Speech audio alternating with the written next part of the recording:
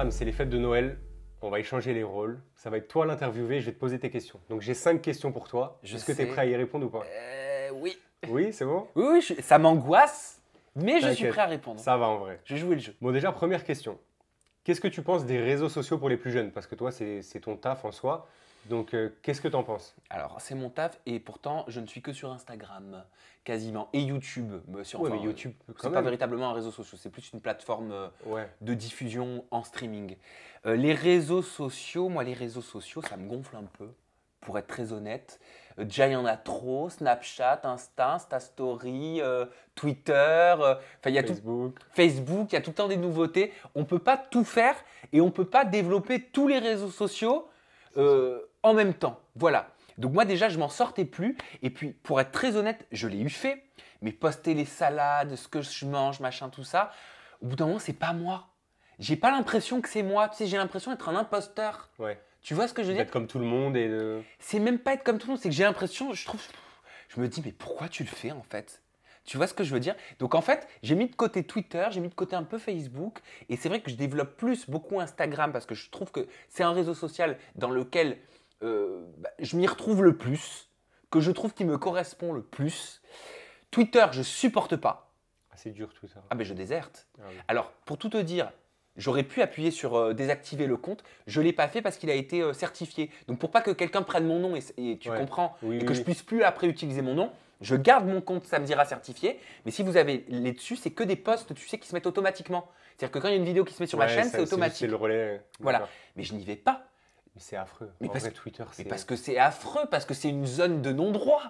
Et j'ai pas envie d'aller dans une zone de non-droit. Tu comprends? Je veux dire, ce qui se passe sur Twitter aujourd'hui, c'est interdit dans la rue. C'est interdit dans la vie de tous les jours. C'est répréhensible, c'est puni par des lois en France. Seulement les réseaux sociaux, c'est pas encadré. Même la police ne sont pas formés sur les réseaux sociaux.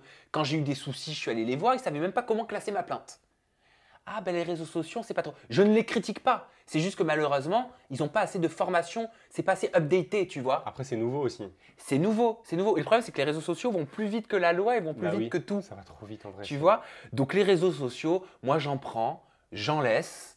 Et puis j'ai surtout pas envie de. Je m'auto-flagelle assez dans ma vie à me remettre en question pour en plus me mettre devant une. Tu vois, 3000 personnes comme ça. C'est comme si tu sors dans la rue, moi je dis. Et t'en as 3000 qui Tu te fous devant 3000 personnes, pédé, connard, sale Ouais, ouais. pute, salope, michto.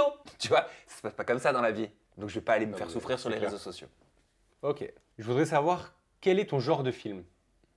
Mon genre, alors j'adore les films d'horreur. Ouais. Ouais, t'allais dire quoi? Parce que quoi? Non, non, c'est... Non, vas-y, vas-y. J'adore les films d'horreur. Depuis que je suis tout petit, je voue une passion aux films d'horreur incroyable. Le premier que j'ai vu, c'était L'Exorciste. C'est mon cousin qui m'avait fait voir ça. Je devais avoir 8 ans. Ça m'a traumatisé à vie comme beaucoup. Hein. Ah, moi, ça m'a fait ça, mais du coup, j'étais pas fan après. Ah ben moi Oui. justement, j'ai Ok. été fan. J'ai cherché la peur, tu vois. Ah, ouais. Donc j'étais abonné au Urban Legend, au Scream, au Souviens-toi l'été dernier, Mortal Saint-Valentin, enfin bref, tout ce qui existait dans le genre. Les Conjuring, les Annabelle, la Nonne. Genre, ça sort, y va, quoi. Ah oui, j'adore les séries B. Plus c'est naze, plus j'adore. Va savoir pourquoi. À chaque fois qu'un de mes amis me dit ah t'as vu tel film d'horreur, si j'adore, il va pas le voir. Ok. C'est un truc de fou Ouais, quand donc, même. comment c'est- Voilà. Donc si vous me demandez des conseils en termes de films et que j'adore, il se peut que ce soit une bouse. Voilà. Mais je l'assume. Bon, Après bah, j'aime les films d'amour. Oui, bah ça, Ah oui. un peu comme tout le monde. Au Sur la final. route de Madison, Un automne à New York. J'aime chialer moi. J'adore chialer.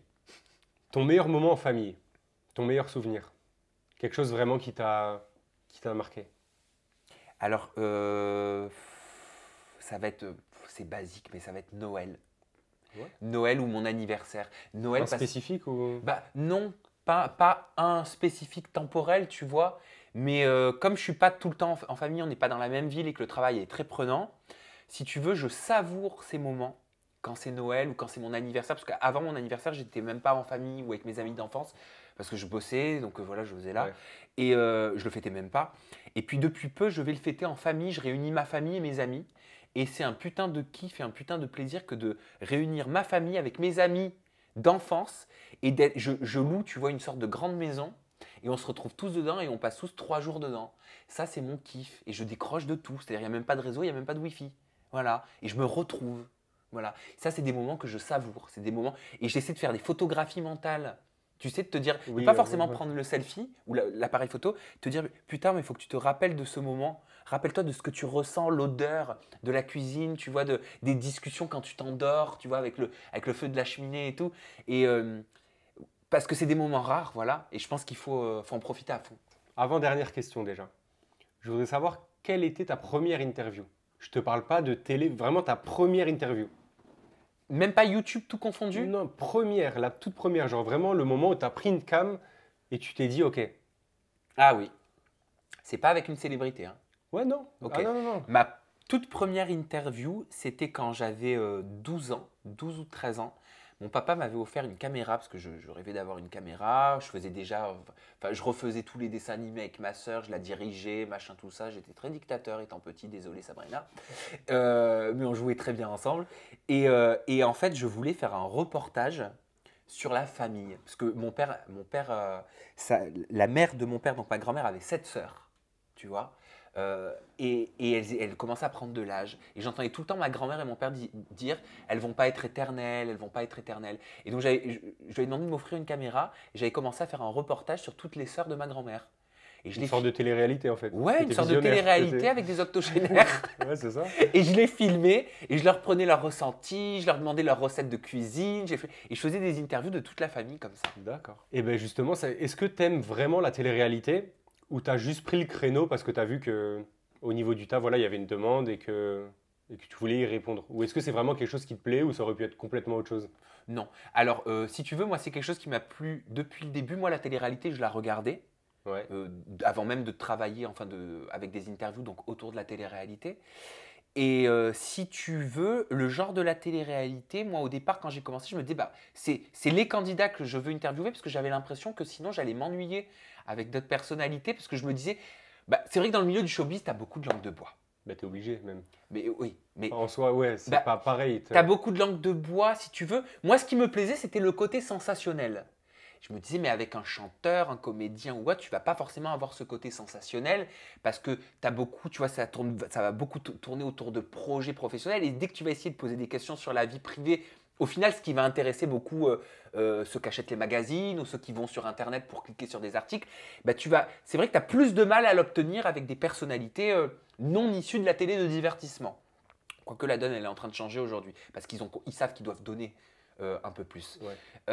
Et qu'il y a de plus en plus de langue de bois dans la télé-réalité aussi. Mais ça c'est vrai, même dans Donc, la télé-réalité, il y a de plus en plus de langue de bois parce que le business de la télé-réalité, il est en train de changer. Tu as aussi les placements de produits, donc aujourd'hui, maintenant, tu as l'image avec les marques. Donc au final, c'est de plus en plus dur d'obtenir des déclarations, d'obtenir des confidences, tu vois, qui sont à 100% authentiques. Mais c'est normal, c'est notre société aussi qui veut ça. On est dans une société de lynchage. Dès qu'il y a un mot de travers, C'est mort. dès qu'il y a quoi que ce soit qui est dit, on a même peur. On a même peur des fois de choses dont on ne devrait même pas avoir peur. Il y a plus de liberté en 1980 qu'aujourd'hui. Non, mais c'est ça. Donc ça amène à se poser des questions et ça amène à se dire aussi bah, qu'est-ce que va devenir la télé-réalité. Tout ça.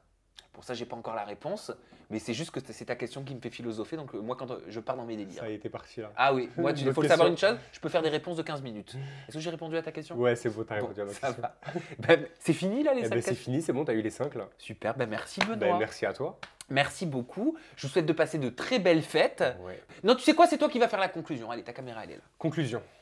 Bon, je vous souhaite à tous de passer de très belles fêtes. On se retrouve en toute intimité avec un nouveau candidat pour des réactions choc et en présence de Samzira qui fait beaucoup mieux ça que moi. Voilà. Oh, mais faut pas dire ça, t'as été J'ai exceptionnel. bégayé 3 fois là dans la C'est pas conclusion. grave, ça. c'est pas grave, c'est la life. Moi aussi, je bégaye et voilà, c'est comme ça. Gros bisous à tous, je vous aime fort. Allez, ciao. Bye bye Benoît.